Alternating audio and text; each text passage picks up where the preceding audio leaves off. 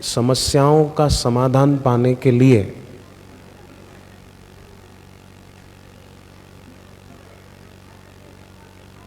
केवल शांत होने की जरूरत है।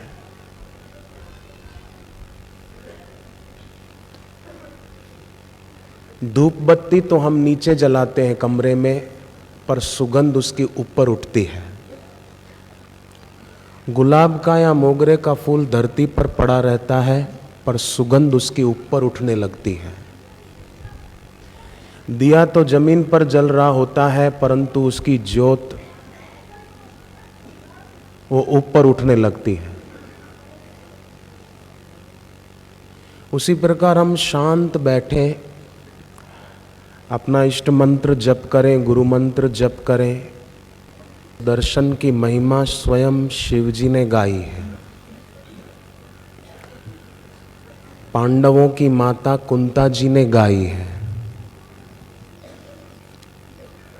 और भागवत जी में स्वयं भक्ति माता ने गाई है। तीनों के वचन दर्शन के विषय में है, हम लोग दोहराएंगे। पहले शिव जी के वचन।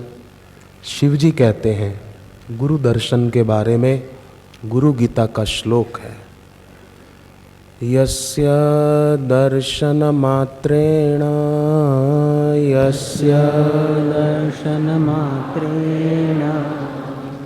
मनसः स्यात् प्रसन्नता।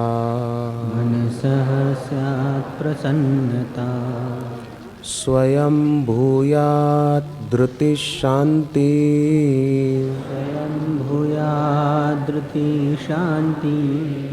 स भवेत् परमो गुरु। अर्थ आप जानते होंगे। शिव जी कहते हैं कि जिनके दर्शन मात्र से मन प्रसन्न हो जाता है, अपने आप धैर्य और शांति आ जाती है, वे परम गुरु हैं। सब शांति चाहते हैं, पर फिर भी अशांति लोगों के मन में संसार में बढ़ रही है। परंतु तत्वज्ञ गुरु के दर्शन मात्र से शांति स्वतः आती है। अभी तो देखो ना, हम दर्शन की प्रतीक्षा में बैठे हैं, तब भी इतनी शांति है। कुंता माता भगवान कृष्ण को दर्शन के बारे में कहती है कि आपके दर्शन वो हमें पुनर्जन्म से छुड़ाने वाले हैं। और पुनर्जन्म, बार बार जन्म लेना और मरना, भगवान कृष्ण ने इसको गीता में बड़ा दुख कहा है। मामुपेत्य पुनर्जन्म दुखालयम अशाश्वतम। बड़ा दुख है ये।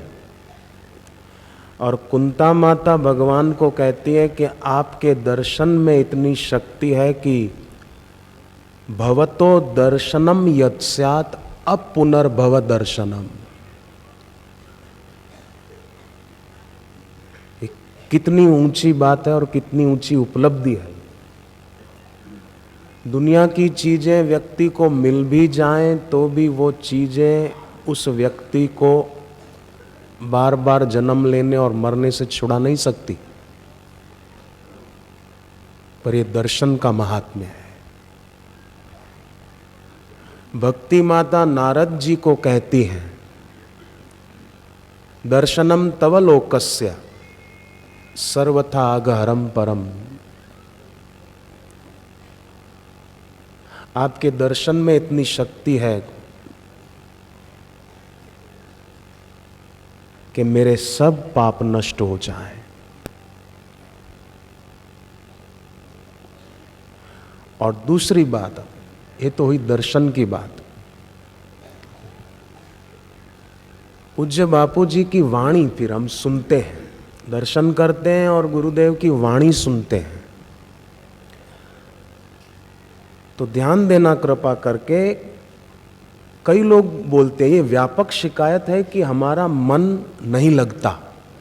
जप में, साधना में, पर ध्यान दें, जो दौड़ सकता है वो खड़ा हो सकता है कि नहीं, आप बताओ। जो आदमी दौड़ सकता है वो खड़ा भी हो सकता है, अगर खड़ा नहीं हो सकता तो दौड़ भी नहीं सकता। मन खूब दौड़ता है, इधर उधर की बातें सोचता है। वही मन अगर गुरुदेव की सूत्रात्मक वाणी को आदर पूर्वक सुने, स्थिर भी हो जाएगा। आप देखो, जब अर्जुन ने भगवान को कहा कि मन मेरा चंचल है वायु की तरह, तो भगवान ने क्या कहा कि अभ्यास और वैराग्य। माने भगवान ने यह संकेत दिया है कि हम जैसे हैं उससे भिन्न भी हो सकते हैं, अभ्यास और वैराग्य से। तो गुरुदेव की जो वाणी है, वो वाणी मंत्रात्मक वाणी है। मंत्रात्मक वाणी माने कि बार बार उसका मनन किया जाए शांत बैठकर, तो त्राण कर दे, माने उद्धार कर दे।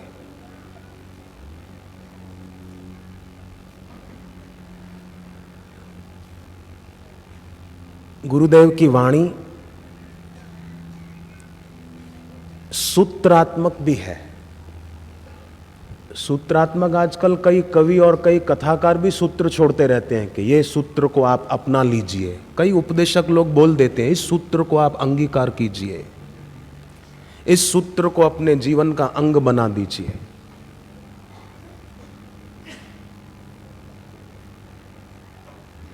सूत्र किसे कहते हैं? अल्प अक्षरम, कम शब्दों में कहा जाए। अस्तोभम, अकाट्यम, अकाट्य हो, उसको कोई काट न सके। अनवद्यम,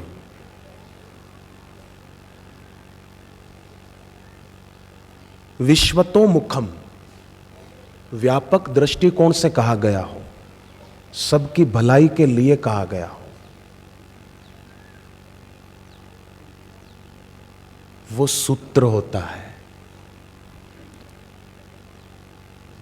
मनोरंजन के लिए कोई वाक्य कह दे, मन को अच्छा लगे ऐसा कोई वाक्य कह दे, मनोरंजन मिला पर मनोभंजन न हुआ, तो वो सूत्र नहीं है, वो एक वाक्य रचना है केवल अच्छी सी।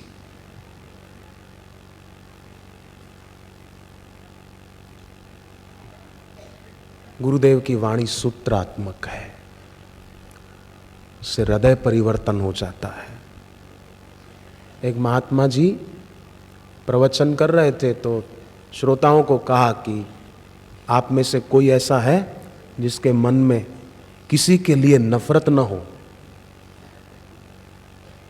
एक बूढ़ा आदमी 95 साल का होगा शायद, बहुत वृद्ध, वो खड़ा हुआ और कहा कि मैं हूं, मेरे मन में किसी के लिए नफरत नहीं है, किसी के लिए नहीं है। बोले बताइए सबको, किसी के लिए नफरत नहीं है कैसे? घृणा है ही नहीं। बोले सीधी सी बात है, जो मेरे को सताते थे, जो दुष्ट मेरे को परेशान करते थे, वो सब के सब मर चुके हैं। ताली नहीं बजाना, ये ताली बजाने की बात नहीं है। सोचने की बात है कि इतनी उम्र हो गई पर फिर भी वो बेचारे मर गए, फिर भी जो दुष्ट मेरे को सताते थे सब के सब मर गए, अब नफरत किससे करूं? ये भी नफरत है, अभी तक छूटा नहीं है। तो गुरु की वाणी, बापू जी की वाणी सूत्रात्मक तो है, मंत्रात्मक है और साथ ही साथ शास्त्रात्मक है। देखो, शास्त्र 4 प्रकार के होते हैं। एक होते हैं आयुर्वेद शास्त्र, जिसमें शरीर की मुख्यता होती है, शरीर बढ़िया रहे बस। परंतु आयुर्वेद शास्त्र में भी मांस, मदिरा, आसव आदि के सेवन की बात आती है। परंतु आपने सुना होगा सत्संग में बापूजी आयुर्वेद के बारे में बताते हैं शरीर स्वस्थ रहे ऐसी बात, पर कभी ये बात नहीं सुनी हमने। आयुर्वेद शास्त्र की भी सार सार बात जो हमारी भलाई के लिए, जो हमारे कल्याण के लिए, जिससे हम स्वस्थ रहें। तो एक आयुर्वेद शास्त्र होते हैं, दूसरे नीति शास्त्र होते हैं। नीति शास्त्र में धन, वैभव, मान, प्रतिष्ठा, यश ये कैसे पाया जाए ये सब बातें आती हैं।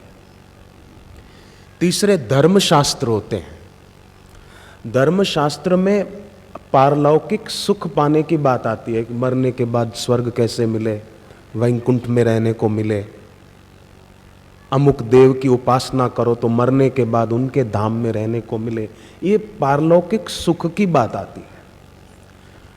परंतु एक मोक्ष शास्त्र होते हैं जिसमें इसी जीवन में ईश्वर साक्षात्कार की बात आती है। और बापूजी की वाणी ऐसी है कि आयुर्वेद शास्त्र का भी सार आ जाए, नीति शास्त्र का भी सार आ जाए, धर्म शास्त्र का भी सार आ जाए और मोक्ष शास्त्र का भी सार आ जाए। लंबा चौड़ा व्याख्यान हमको पढ़कर उसमें उलझने की जरूरत न पड़े, शीघ्र उन्नति हो। तो ऐसी वाणी। और चौथी बात, गुरुदेव की वाणी सूत्रात्मक, मंत्रात्मक, शास्त्रात्मक होने के साथ साथ स्नेहात्मक है। स्नेह से कहते हैं, हमको अपना मानते हैं तभी तो देखो, नहीं तो अहमदाबाद के आश्रम में पूनम व्रतधारियों को दर्शन देने गुरुदेव पधारे सुबह 5, सवा 5 बजे और खूब ध्यान, जप, सत्संग आदि अच्छी तरह से हुआ। कल शाम को भी दर्शन दिए थे, सत्संग हुआ था। कई लोग, बापूजी ने कहा कि आपकी पूनम हो गई, जा सकते हैं। कई गए, पर सुबह फिर भीड़ तो उतनी की उतनी थी और कई आए थे। फिर यहाँ के दिल्ली, पंजाब, हरियाणा, उत्तर प्रदेश के साधक वो वहाँ न पहुँचे तो गुरुदेव स्वयं यहाँ पधारते, हमारे लिए इतना करते हैं। तो हम साधकों को चाहिए कि एक बात बड़ी सुंदर है, हनुमान जयंती है इसलिए मैं कहूँ कि हनुमान जी ने जन्म के दूसरे दिन सेवा शुरू की थी और सेवा में आया विघ्न। राहु से सूर्य को बचाने के लिए गए थे तो विघ्न पड़ा, इंद्र देवता आए और उनको ठोडी पर लगा वज्र, बेहोश हो गए। अब देखो, गए थे सेवा करने को, उनका अपना कोई स्वार्थ नहीं था, सेवा के लिए ही गए, पर फिर भी विघ्न पड़ा तो वरदान मिल गए। सभी देवता आए और वरदान देते हुए कहने लगे कि ब्रह्मा जी कहते हैं कि इनको ब्रह्मास्त्र कभी भी मार नहीं सकेगा। शिव जी कुछ कहते हैं, इंद्र देवता कुछ वरदान देते हैं, अग्निदेव कुछ कहते हैं, सूर्यदेव कहते हैं शास्त्र ज्ञान में इनकी समानता करने वाला कोई नहीं होगा। इंद्र कहते हैं आज के बाद मेरा वज्र इनको नुकसान नहीं पहुंचाएगा। ऐसा गए थे सेवा करने को, पड़ा बीच में विघ्न, पर सेवा का भाव सच्चा था तो सभी देवताओं ने वरदान दिए और वो काम में भी आए। तो सेवा करते हुए, साधना करते हुए, अच्छे काम करते हुए कोई विघ्न पड़े तो हनुमान जी ने प्रेरणा दी है कि उससे डरना नहीं है, अपितु अपनी सेवा भावना को और अधिक से अधिक दृढ़ करना है।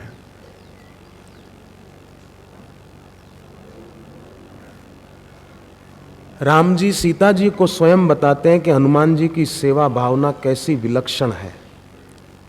राम राज्य के बाद के सीता जब रावण के सब साथी मारे गए तब रावण ने अहिरावण को बुलाया था, पाताल में रहता था वो। आया और रावण ने कहा कि अपहरण करके ले जाओ राम लक्ष्मण का। रात को सब सो रहे थे और अहिरावण अपनी मायावी शक्ति से ले गया। सुबह हाहाकार मच गया, कैसे ले गया वो? सब दोष लगाने लगे हनुमान जी पर कि वो तो थे, चौकी की सेवा उनकी थी रात की, फिर कैसे ऐसा हो गया? हनुमान जी ने कहा रात को तो और कोई आया नहीं था, केवल विभीषण जी आए थे बस। विभीषण ने कहा मैं तो सो गया था, गया ही नहीं था तो आया कहां से? तो जरूर अहिरावण आया होगा। हनुमान जी ने कहा ठीक है, अब मैं जाता हूं वहां। गए हनुमान जी, कथा बहुत लंबी है, मैं विस्तार न करूं। जहां देवी की उपासना अहिरावण करता था उसके पीछे हनुमान जी छुपकर खड़े हो गए। अहिरावण राम लक्ष्मण को घेरा बनाकर ले आया। लक्ष्मण जी राम जी को कहते हैं कि प्रभु अब क्या होगा, आप कुछ करो, नहीं तो मुझे आदेश दो, मैं कुछ करूं। राम जी ने कहा निश्चिंत रहो, आपदाओं का हरण करने वाले हनुमान जी का आगमन हो चुका है। लक्ष्मण जी कहते कहां है, दिखाई तो नहीं देते। बोले वो कहां नहीं है ऐसा बोलो, कहां है दिखाई नहीं देते। लखन ऐसा दोबारा मत बोलना, वो कहां नहीं है, ये सवाल है। फिर भी लक्ष्मण जी ने कहा प्रभु कहां? राम जी ने कहा जरा देवी की मूर्ति की ओर देखो, देवी नहीं है देवता है ये। लक्ष्मण जी ने जो ही देवी की मूर्ति के तरफ देखा उनको संकेत मिल गया। अहिरावण ने लगाए थे भोग, तरह तरह के 56 भोग के, देवी राजी हो जाए। हनुमान जी ने भी देखा बहुत दिन हो गए कुछ खाया नहीं है युद्ध में, और राम जी के दर्शन भी हो गए, पूनम व्रत भी हो ही गया, दर्शन हो गए, तो अब क्यों ना ये भोग भी स्वीकार कराना चाहता है, तो खा लिया हनुमान जी ने सब। अहिरावण ने सोचा कि देवी राजी है, मेरा काम पूरा हो जाएगा। हनुमान जी ने कहा सचमुच तेरा ही काम पूरा हो जाएगा। एकदम गर्जना करके प्रकट हो गए और अहिरावण और उसके साथियों को मार गिराया और राम लक्ष्मण जी को लेकर फिर वानर सेना में आ गए। तो हनुमान जी ने ताली न बजाएं, हम समझें कि प्रेरणा देते हैं कि सेवा में, सत्कर्म में कितने आगे रहते हैं। राम जी ने सीता जी को कहा सीता, जब अहिरावण भी मारा गया ना, तब रावण एक यज्ञ करने बैठा था, ब्राह्मण लगा दिए थे, यज्ञ करो ताकि मुझे शक्ति प्राप्त हो और राम जी को मैं मार सकूं। सीता, ये बात हनुमान जी को पता चल गई। हनुमान जी ने भी एक ब्राह्मण का रूप धारण कर लिया और जो यज्ञ करता ब्राह्मण थे उनकी सेवा में लग गए। घी लाके देते, सामग्री लाकर देते, किसी को बुलाना होता तो बुला के ले आते, सेवा में लग गए। तो ब्राह्मणों को हुआ कि ये ब्राह्मण बहुत सेवा में दक्ष है, हमको किसी चीज की जरूरत पड़ती है इसको पता चल जाता है, बड़ा अंतर्यामी है। अब उनको क्या पता ये कौन है। ब्राह्मणों ने एक दिन बैठक बुलाई और हनुमान जी जो ब्राह्मण रूप में थे उनको कहा कि तुमने बड़ी सेवा की है, प्यार से कुछ वरदान मांग लो। हनुमान जी ने कहा नहीं नहीं, आपने सेवा दे दी यही बहुत है, मुझे कुछ नहीं चाहिए। तो रावण की तरफ से जो यज्ञ कर रहे थे वो और राजी हुए कि वाह भाई वाह, वाह भाई वाह, ऐसा सेवक नहीं मिलेगा, कुछ मांगता ही नहीं।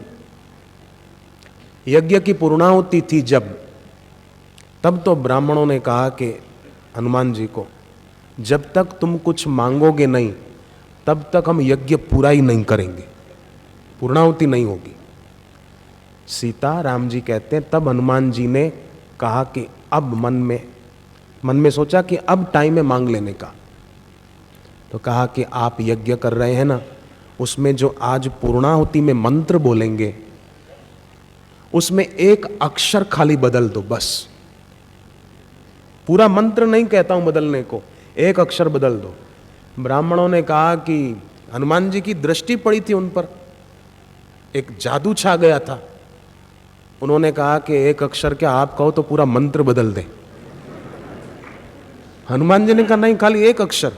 बोले कौन से मंत्र का? हनुमान जी ने कहा आप मंत्र बोलोगे पूर्णाहुति में, जय त्वम देवी चामुंडे, जय भूतार्थ हारिणी, जय सर्वगते देवी काल रात्रि नमोस्तुते, आप ये बोलोगे। बोले हाँ। कमाल है, ये भी तुमको पता चल गया? हनुमान जी ने मन में सोचा कि मेरे को क्या पता नहीं है, ये सोचो। कहा कि एक अक्षर बदल दो। क्या? जय भूतार्थ हारिणी के बदले जय भूतार्थ कारिणी बोलना।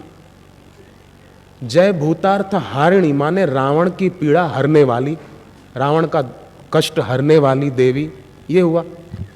पर अब ब्राह्मण बोलने लगे जय भूतार्थ कारिणी माने देने वाली, दे, रावण को कष्ट दे, रावण को पीड़ा दे।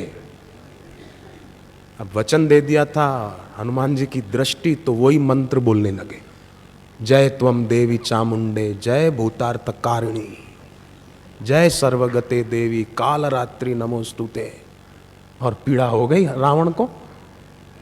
ये बात राम जी सीता जी को बताते हैं कि हनुमान जी की सेवा में कैसी दक्षता है, अपने स्वामी के लिए अपने प्राणों की आहुति लगाने को भी तैयार रहते हैं।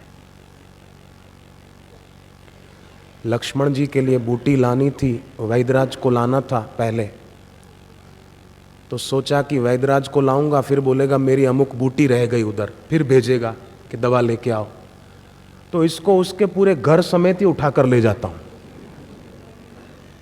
पूरे घर समेत उठा कर ले आए, पर फिर भी औषधि लानी पड़ी तो वो भी ले आए। तो आज की ये पूर्णिमा हम साधकों को ये प्रेरणा देती है कि मनुष्य का अंतिम लक्ष्य सुख नहीं है, ज्ञान है। सांसारिक सुख तो विनाशी है, पर ज्ञान गुरु का ऐसा है कि अविनाशी सुख में स्थिति करा दे। और उसमें स्थिति होगी कि एक, जैसे बापूजी ने उनके गुरुदेव लीलाशाह बापूजी के वहाँ कैसी सेवा की, कैसी साधना की, कैसी तपस्या की। तो अंतिम लक्ष्य सुख नहीं है, ज्ञान है, ज्ञान।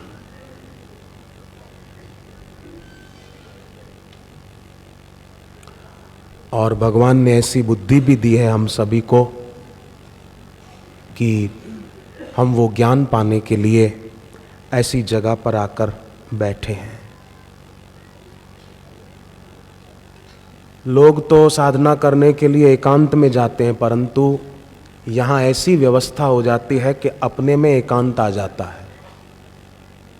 नारद पुराण में ऐसा वर्णन है कि गणेश जी के चित्र के आगे या मूर्ति के आगे हनुमान जी के उद्देश्य से दिया जलाया जाए और संकल्प किया जाए जो भी शुभ, तो वो फलीभूत हो सकता है।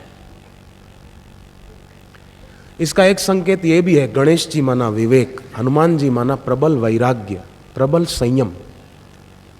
वैराग्य होगा तभी संयम आएगा। विवेक को आगे रखकर, विवेक कैसे आएगा? गुरुदेव के ज्ञान से, गुरुदेव के सानिध्य से आएगा। विवेक को आगे रखकर चलें, आत्मज्योत को जगाने का वो करें, तो जीवन बड़ा सार्थक जीवन होगा। नहीं तो बीता जा रहा है समय, सुबह भी हो जाती है, शाम हो जाती है, फिर रात हो जाती है, समय बीता चला जा रहा है। तो हम लोग साधक सभी थोड़े सावधान हों, सजाग हों, तो अच्छा ही होगा। हनुमान जी में कैसी शक्ति, जामवंत, नल, नील, अंगद सब सोच रहे हैं कि समुद्र पार कैसे होगा, कौन करेगा। हनुमान जी ने गर्जना की, बोले ये एक समुद्र नहीं, मैं ऐसे सैकड़ों समुद्र राम जी का नाम लेकर पार कर सकता हूँ। सैकड़ों समुद्र हो, एक तो क्या है। और रावण तो क्या, रावण की पूरी लंका को जैसे कोई मच्छर को मसल डाले, ऐसे में पूरी लंका को मसल सकता। जामवंत जी ने कहा इतना कुछ नहीं करना, खाली सीता जी का पता लगा के आ जाना, लंका को मसलने की जरूरत नहीं है। लक्ष्मण जी जब मूर्छित थे, राम जी सोच रहे थे क्या करें, तो हनुमान जी कहते हैं आप आदेश दो तो मैं चंद्रमा को निचोड़कर अमृत निकाल के ले आऊं और लक्ष्मण जी को पिला दूं। राम जी ने कहा नहीं नहीं, ऐसा नहीं करना। बोले तो फिर आप आदेश दो तो मैं धरती को चीर कर पाताल में जाऊं, नागलोक से अमृत लेकर आऊं। राम जी ने कहा ऐसा भी नहीं करना है। तो फिर आप आदेश दो तो मैं काल को ही मार डालूं ताकि हमारे लक्ष्मण जी को मार न सके। ऐसी गर्जना करते हैं। राम जी कहते हैं काल को भी मारना नहीं है, वो मेरा ही बनाया हुआ विधान है। जन्म होता है तो फिर मृत्यु भी, तो क्या करें। तब फिर वो आगे की बात आप जानते हैं, वैदादि की। ये आज का पर्व हमें भी प्रेरणा देता है। हम केवल अपनी समस्या को याद करके ही दुखी ना होते रहें, हम भी जप, ध्यान, मौन आदि सेवा की भावना उसको विकसित करें।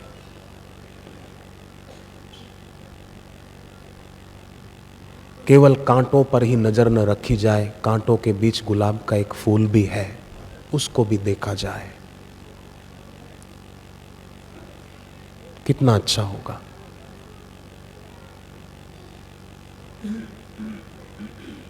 इसलिए मैं दुखी हूं, मैं परेशान हूं, ये ख्याल तो अपने दिल से निकाल ही दिया जाए बस। जो जन्म से ही जिह्वा से हीन हो उसको शब्द बोलने का क्या है, कैसे पता चलेगा। जो जन्म से ही बहरा हो वो क्या सुन पाएगा।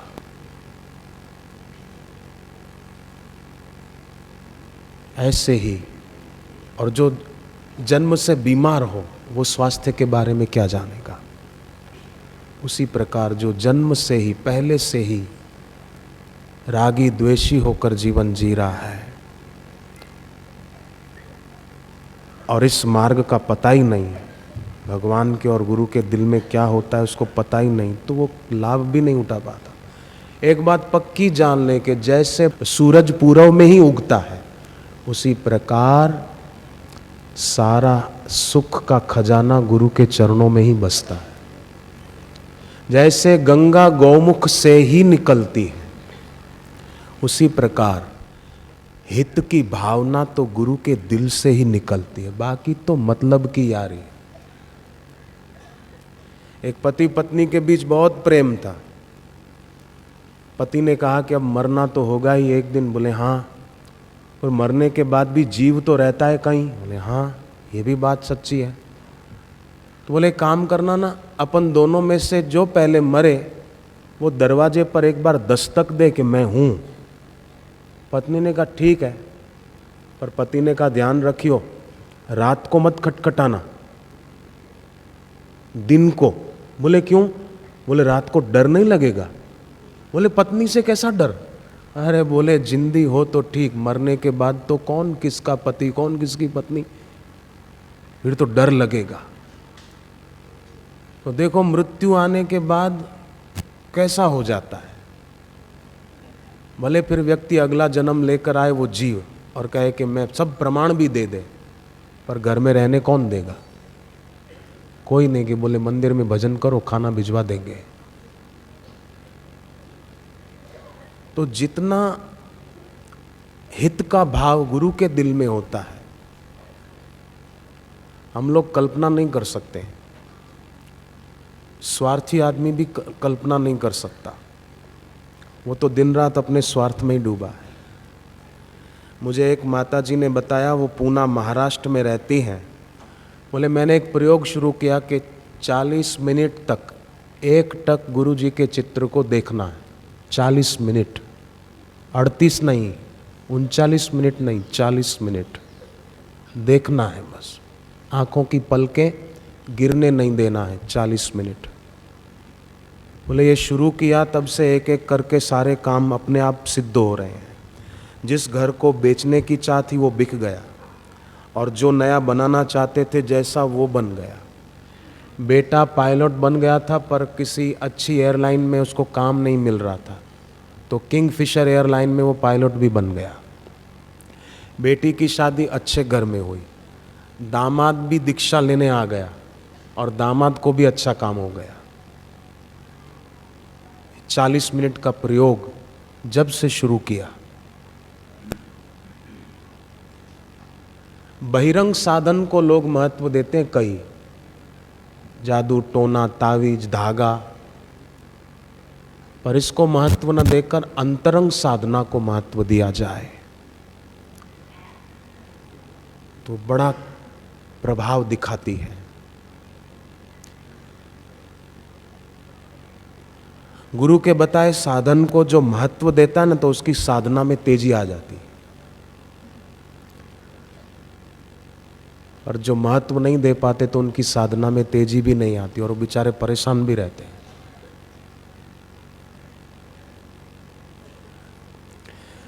देवऋषि नारद जी ने अपने जीवन से शिक्षा दी है कि केवल बाहर से संग करे, भीतर से न करे। जैसे नारद जी ने बाहर से संग किया विष्णु जी का, शिव जी का, पर भीतर चिंतन चलता था अप्सराओं का। ये वैसे वो महापुरुष नहीं थे, हम तो प्रणाम करते, पर उन्होंने शिक्षा दी कि केवल बाहर से ही संग होगा और भीतर से नहीं होगा। गुरु का संग, गुरु के साधन के प्रति महत्व, तो बात नहीं बनेगी। भीतर में खूब खूब महत्ता हो, खूब महत्व हो। हर समय ये भाव जागृत रहे कि मेरे पर गुरुदेव की कितनी दया है, कितना प्रेम है, तो मुझे फिर कोई चिंता या डर करने की जरूरत क्या है। कई शिष्य होते हैं खाली डरते हैं तो बात बिगड़ जाती है। डर रखना चाहिए, पर डर जितना है उससे ज्यादा प्रेम होना चाहिए। नहीं तो खाली डर होगा ना तो शिष्य गुरु से दूर हो जाएगा और गुरु से झूठ बोलेगा। पर डर से ज्यादा प्रेम का प्रमाण होगा तो वो शिष्य गुरु के और नजदीक आ जाएगा, गुरु के दिल में उसको जगह मिल जाएगी। इसीलिए भगवान कृष्ण ने भी क्या सुंदर वचन कहे हैं भागवत जी में कि एवं गुरु उपासना यैक भक्त्या। उद्धव जी को कहते हैं कि गुरुदेव की उपासना विद्या कुठारेण शितेन धीरः। गुरु की उपासना से ही ऐसा काम हो सकता है कि जैसे कुल्हाड़े की धार तेज हो तो वो वृक्ष को काट डालता है, उसी प्रकार गुरु भक्ति से जीवन में ऐसी तेजस्विता आती है कि सारे दुखों के वृक्ष के मूल को नष्ट कर दे।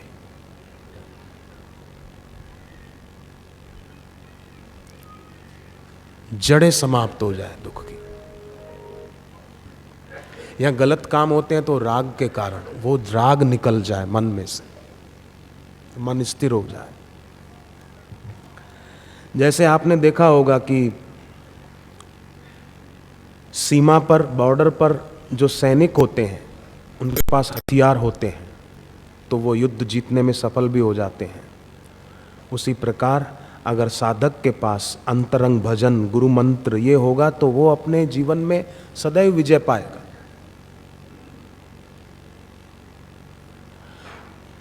उसका पराभव नहीं होगा। ये बात भागवत में आती है।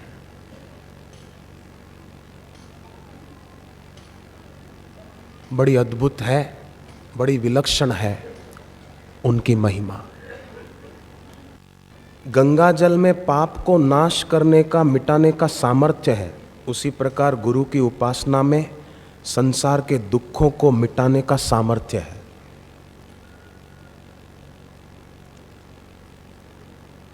जैसे ब्लॉटिंग पेपर होता है वो स्याही को सोख लेता है, उसी प्रकार गुरु की उपासना में एक शक्ति होती है, वो दुखों को और कष्टों को सोख लेती है। ब्लॉटिंग पेपर तो खुद में सोख लेता है, पर गुरु की भक्ति खुद में नहीं सोखती, वो तो मिटा देती है। ये शक्ति है। जैसे चांद में शक्ति है शीतलता देने की, ऐसे ही गुरु की उपासना में शक्ति है हृदय की शीतलता देने की, विकारों को, उसकी तपन को नष्ट करने की। जैसे बादलों में शक्ति होती है पानी बरसाने की, उसी प्रकार गुरु की भक्ति में शक्ति होती है आनंद की, शांति की वर्षा करने की। पर कोई पाने वाला चाहिए। जीवन यौवन राज अविचल रहे न कोई, अविचल रहे न को, जो दिन जाए सत्संग में, जो मिट जाए सत्संग में, जीवन का फल सोई। जीवन का फल सोई।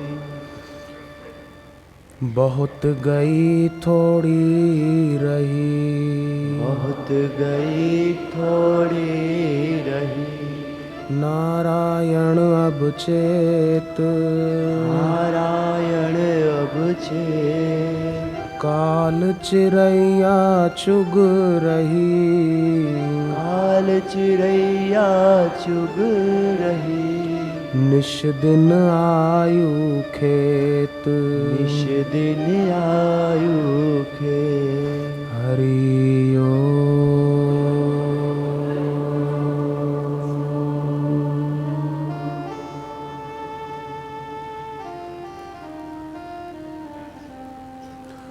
बुल्ले शाह नाम के संत हो गए। उनके एक शिष्य थे जगजीवन दास जी महाराज। जगजीवन दास की अपने गुरु बुल्ले शाह के प्रति खूब भक्ति थी। तो जगजीवन दास जी कहते थे, सुन सुन सखी री, चरण कमल ते लागी रहो रे। सुन सुन सखी है तो पुरुष जगजीवन दास, पर उनका कहना है कि मानो जिस पुरुष में परुषता है वो पुरुष कैसा? परुषता माने कठोरता, उग्रता, नम्रता नहीं, भक्ति नहीं, श्रद्धा नहीं, वो पुरुष नहीं है, पाषाण है, पाषाण। जिस पुरुष में परुषता है वो पाषाण है। सुन सुन सखीरी चरण कमल ते लागी रहोरी। देखो शिष्य की तरफ से गुरु कितने ही दूर मालूम पड़े, वो शिष्य की तरफ से है, गुरु की तरफ से नहीं है। क्योंकि गुरु को तो ईश्वर साक्षात्कार हुआ है, और ईश्वर साक्षात्कार हुआ तो फिर दूसरा रहा कहाँ। तो गुरु उन ऊंचाइयों को ले जाना चाहते हैं। गुरु शिष्य के बुद्धत्व को उसी तरह जानते हैं जैसे स्वयं के बुद्धत्व को। और गुरुदेव संकेत देते हैं, ऐसा ज्ञान देते हैं कि जैसे एक बीज वृक्ष हो सकता है तो दूसरा बीज क्यों नहीं हो सकता।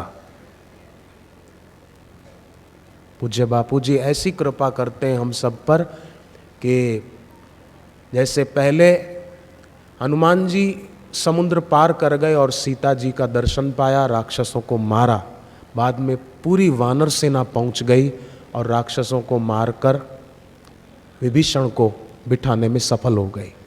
उसी प्रकार हम सभी साधक दुर्गुणों को नष्ट करके ब्रह्म विद्या रूपी सीता को पा सकते हैं इसी जन्म में। सागर खुला है, कोई भी नदी आए, चाहे गंगा आए, ब्रह्मपुत्र आए, कोई भी नदी आए, सागर का द्वार खुला है। पर यात्रा नदी को करनी पड़ती है सागर तक पहुंचने के लिए। उसी प्रकार हम सब शिष्य भी साधना करें जो गुरुदेव बताते हैं, अभी भी जो बताएंगे वो हम करते रहें। नदी को यात्रा करनी पड़ती है ना, नदी सतत करती है। एक दिन नदी यात्रा करे और रुक जाए तो सागर तक नहीं पहुंचेगी। नदी की यात्रा सतत चलती रहती है। उसी प्रकार हम साधकों की साधना भी सतत चलती रहे। जैसे नदी बहती है तो बीच में पत्थर आने पर उसका वेग और बढ़ जाता है, उसी प्रकार विघ्न आने पर साधना का वेग और बढ़ जाए। तो सुन सुन सखीरी माने अपने जीवन में परुषता न रखी जाए। अकड़ के जो चलता है ना वो पहुंच नहीं पाता है। इसलिए नम्रता।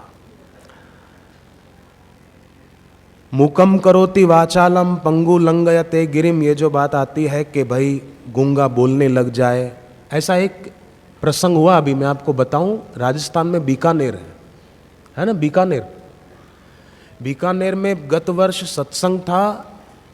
तो एक जवान, उसने अभी मुझे चेटीचंड शिविर अहमदाबाद में बताया, बोले मैं 24 साल से बोल नहीं पाता था, पर सत्संग हुआ बीकानेर में, सुनने के लिए आया, मन में हुआ कि दीक्षा भी ले लूं, माला लेकर बैठ गया। दीक्षा के बाद बापूजी ने कहा जप करो, तो जप भी किया। फिर आखिरी में गुरुदेव जब कीर्तन करा रहे थे, मैं भी ताली बजाता हुआ, अब बोल तो सकता नहीं था, ताली बजा रहा था और लोगों को देख रहा था कि ये कैसे बोल रहे हैं। और देखते देखते फिर बापूजी के दर्शन करते करते मेरी भी वाचा खुल गई और मैं भी हरि हरि ओम कीर्तन करने लगा। ये बिल्कुल मैं बनावट करके नहीं बोल रहा हूं, सच्ची बात बोल रहा हूं, बिल्कुल सच्ची बात। थोड़ा सा बोलने में हकलाता है, पर बोल तो रहा हूं। फिर बोले, मैंने मेरे भाई को टेलीफोन किया कि देखो मेरे को बोलना, वाचा शक्ति खुल गई। तो मेरा भाई बोले कि तू है ही नहीं मेरा भाई तो गूंगा है, तू कैसे बोल रहा है, तू कोई और बोल रहा है। तो बोले जब मैंने वहां जाकर उनको बताया तो उनके भी आश्चर्य का ठिकाना न रहा। उसका मतलब मेरा ये कहने का अभिप्राय नहीं कि जितने भी गूंगे हैं सब बोलने लग जाएंगे। ये तो श्रद्धा भक्ति दृढ़ होती है, भावना सच्ची होती है, और अपने और उनके बीच चिंता का पर्दा और विकल्प का पर्दा जब हटा दिया जाता है तो उनकी कृपा की किरणें पहुंच जाती हैं। मैं तो आपसे निवेदन करूं कि बापूजी का मंत्र ब्रह्मास्त्र के समान है, अभी तो उससे भी ज्यादा। जादू टोने मैली विद्या के, ये तो बहुत तुच्छ बात है। जैसे हनुमान जी को और रस्सियां जब बांधी तो रस्सियां टूट गई, ब्रह्मास्त्र से खुद बंध गए, पर ब्रह्मास्त्र के बावजूद और रस्सियां बांधी गई तो सब टूट गई, क्योंकि ब्रह्मास्त्र चला गया कि इनको मेरे पर भरोसा नहीं, इन रस्सियों पे भरोसा है तो जाओ, और फिर लंका जल गई। तो बापूजी का मंत्र ब्रह्मास्त्र है, बाकी सब जादू टूने टोटके ये फालतू रस्सियां हैं, रस्सियां। वो मिल गया ब्रह्मास्त्र, फिर उन रस्सियों की परवाह कौन करे। गुरुदेव के दिए हुए मंत्र में और उस मंत्र को आदर से जपने में इतनी शक्ति है कि कोई भी मैली विद्या का कितना ही जानकार क्यों ना हो, गुरु भक्त का बाल बांका नहीं कर सकता। हाँ, शर्त यह है कि आदर सहित जपता हो। मैंने ऐसा देखा है कईयों के जीवन में, उन पर मैली विद्या का जोर नहीं चला।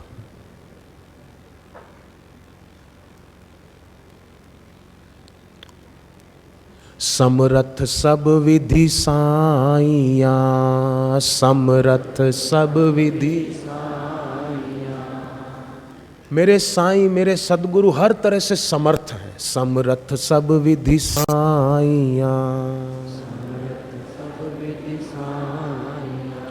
ताकि मैं बलि जाऊं, हृदय में बस वो बसे, हृदय में और चित न लाऊं, और चित न। इसलिए सहजोबाई कहती है, राजस्थान की, आप बोलना साथ में, सहजोबाई की अपने गुरु के प्रति खूब आस्था थी। शादी होने वाली थी, सहेलियां श्रृंगार कर रही थी और गुरु का वचन सुनाई पड़ गया कि क्षणिक सुहाग के कारणे काहे सजाती मांग। बस सहजोबाई ने सहेलियों को कहा कि आप जाओ, मेरे को थोड़ी देर अकेला बैठने दो। सहेलियां गई तो सहजोबाई भी निकल गई और इतनी महान वीतरागिणी तपस्विनी देवी हो गई। वो कहती थी, गुरु आज्ञा दृढ़ कर गहे, गुरु आज्ञा दृढ़ कर रहे, गुरु मत सहजो चाल, गुरु मत रोम रोम गुरु को रटे, रोम रोम को रटे, सो शिष्य होए निहाल। गुरु की आज्ञा दृढ़ करी गहिए, गुरु की आज्ञा, गुरु की आज्ञा में ही रहिए। गुरु की आज्ञा में ही रहिए। ये मैं इसमें से पढ़कर बोल रहा हूँ, सहजो बाई की किताब है ये मेरे पास। इसमें सब ऐसी बातें लिखी हुई है गुरु भक्ति की। गुरु आज्ञा बिन काज न कीजे, गुरु हानि होए तो होने दीजे, हानि होए तो होने दीजिए। सोच कर बोलना जरा। गुरु आज्ञा बिन काज न कीजे, गुरु आज्ञा बिन काज न कीजिए। हानि होए तो होने दीजे। हानि होए तो होने दीजिए। गीता में एक श्लोक आता है 18वें अध्याय में। इस संदर्भ में इसलिए बोलूं, भगवान ने कहा कि यतद अग्रे विषमेव परिणामे अमृतोपमम तत्सुखम सात्विकम प्रोक्तम आत्मबुद्धि प्रसादजम। सात्विक सुख जो होता है ना भीतर का, भगवान ने कहा वो शुरुआत में तो विष जैसा लगेगा। ये क्यों कहा कि संसार में रजोगुणी बुद्धि के लोग होते हैं, राजसी बुद्धि के लोग। न व्रत करे न उपवास करे, बस खाऊं कमाऊं खाऊं कमाऊं ऐसा। तो उनको जप करना, मौन रखना, इतनी देर शांति से बैठना, उनको लगता कि आफत आई। कौन बैठे इतनी देर, कौन भूखा मरे, कौन पानी के बिना रहे,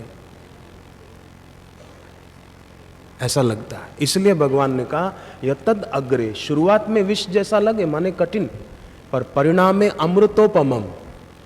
ऐसे ही गुरु का आदेश मानने में लगे कि अरे मौन रखना कैसे, उपवास कैसे, ध्यान कैसे, जप कैसे, जल्दी उठना कैसे होगा। परंतु सहजो बाई कहती है कि भले शुरुआत में लगे पर कीजिए। गुरु की आज्ञा विघ्न न कोई, गुरु की आज्ञा, गुरु की आज्ञा गुरु मुख होई, गुरु की आज्ञा भक्ति बढ़ावे, गुरु की आज्ञा भक्ति बढ़ावे, गुरु की आज्ञा पार लगावे, गुरु की आज्ञा पार लगावे।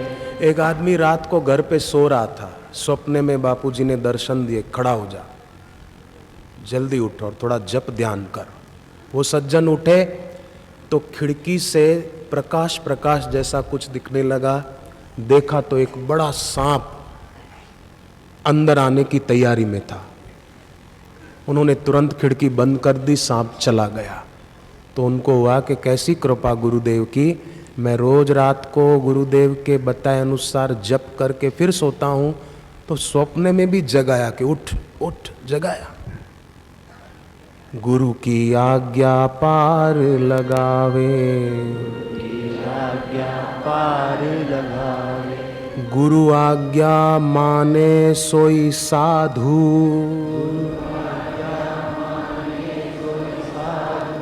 गुरु की आज्ञा माने वही साधु, बाकी सब स्वादु। गुरु गीता का श्लोक है, विजानन्ति महावाक्यम गुरोश्चरण सेवया ते वै सन्यासिनः प्रोक्ता इतरे वेशधारिणा। है ना श्लोक, जो पढ़ते हैं उनको याद आ गया होगा। इसका अर्थ कि गुरुदेव के वचनों के अनुसार जो चलते हैं वही सन्यासी हैं, बाकी तो वेशधारी वेशधारी। गुरु आज्ञा माने सोई साधु, गुरु गुरु की आज्ञा सकल शिरोमण, गुरु की आज्ञा ही सर्वोपरि है।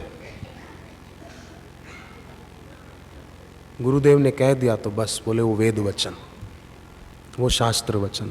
गुरु की आज्ञा चले सो हरिजन, गुरु की आज्ञा चले, माने गुरु के वचनों को मानकर वैसा करे और चले, वही भक्त है। बाकी भक्त नहीं, बाकी तो कम भक्त है, वो भक्त नहीं। जो कोई गुरु की आज्ञा भूले, जो कोई गुरु की आज्ञा भूले, जो कोई गुरु की आज्ञा भूले, जो कोई गुरु की आज्ञा भूले, फिर कष्ट गर्भ में झूले, फिर कष्ट गर्भ में झूले। जो गुरु के वचनों को भूलता है वो बार बार कई गर्भों में भटकता है, बार बार जन्म पाता है।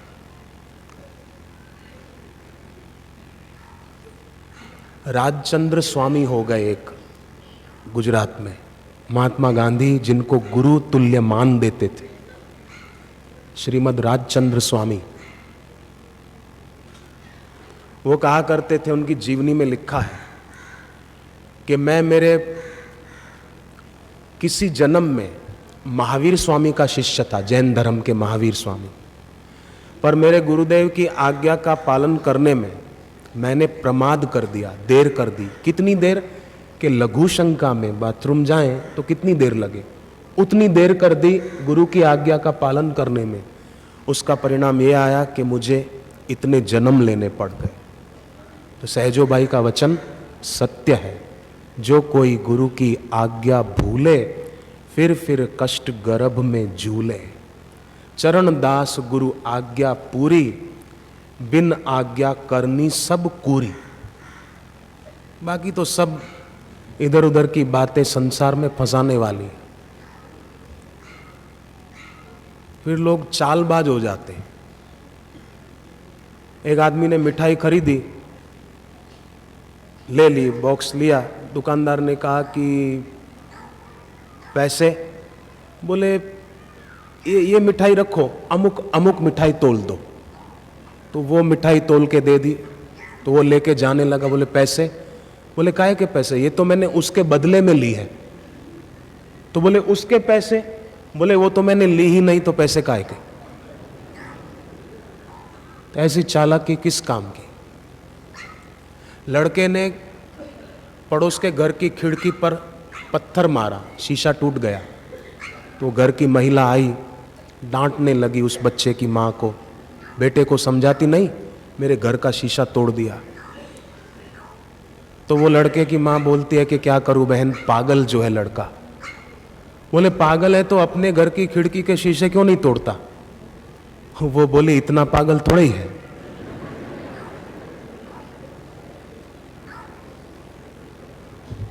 सहजो भाई आगे कहती है, गुरु आज्ञा माने नहीं, गुरु आज्ञा माने, गुरु ही लगावे दोष, गुरु ही, गुरु निंदक जग में दुखी, गुरु निंदक जग में दुखी, मुए न पावहि मोक्ष, मुए न पावहि। गुरु आज्ञा माने नहीं, उल्टा गुरु को दोष लगाए, गुरु को दोष दे। सहजो बाई कहती है, मुए न पावहि मोक्ष, उसका मोक्ष नहीं हो सकता।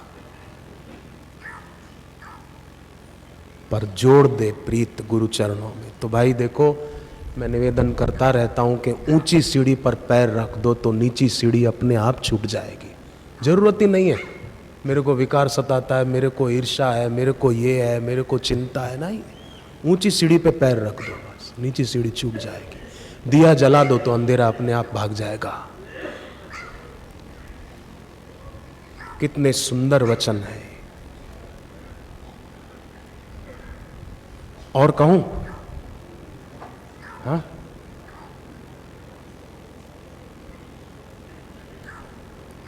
सब तीरथ गुरु चरणों लारे, सब तीरथ गुरु चरणों सारे तीर्थों का वास सहजोबाई कहती है गुरु के चरणों में है। चरणामृत दृढ़ सदा हमारे, चरणामृत। गुरु के चरण प्रेम चित्त धरना, गुरु के चरणों का ध्यान बोले प्रेम से करना। चरणों का ध्यान मतलब उन्हीं का ध्यान। वो 40 मिनट वाली बात बताई, एक टक पूना की महिला देखती थी तो कैसे सब काम अपने आप सिद्ध हो गए। इसलिए आपके जीवन में भी कोई ऐसा दुख हो तो चिंता मत करना, ये प्रयोग करके देखें। 40 मिनट तक आंख की पलकें हिलने न दें। 40 मिनट पूरे हों तो आंख बंद कर लें।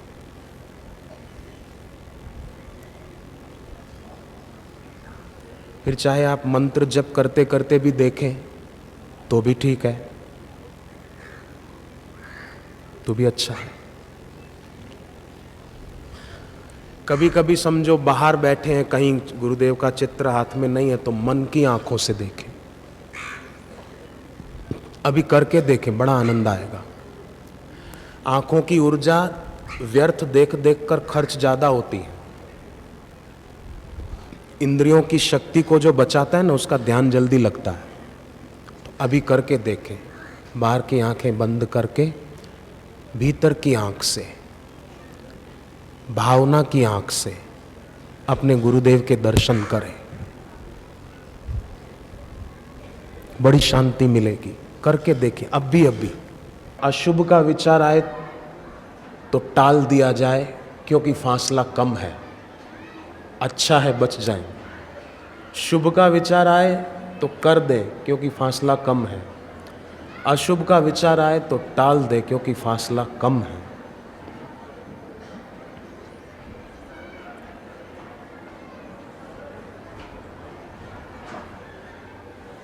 ये माया का एक प्रकार है, अकेले आए हैं अकेले जाएंगे, पर अकेले बैठने की रहने की इच्छा नहीं होती।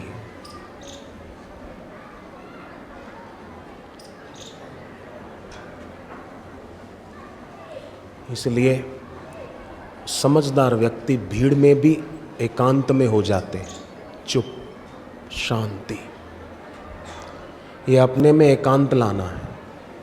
और ऐसा करने वाला साधक भक्त बहुत बहुत फायदे में रहता है।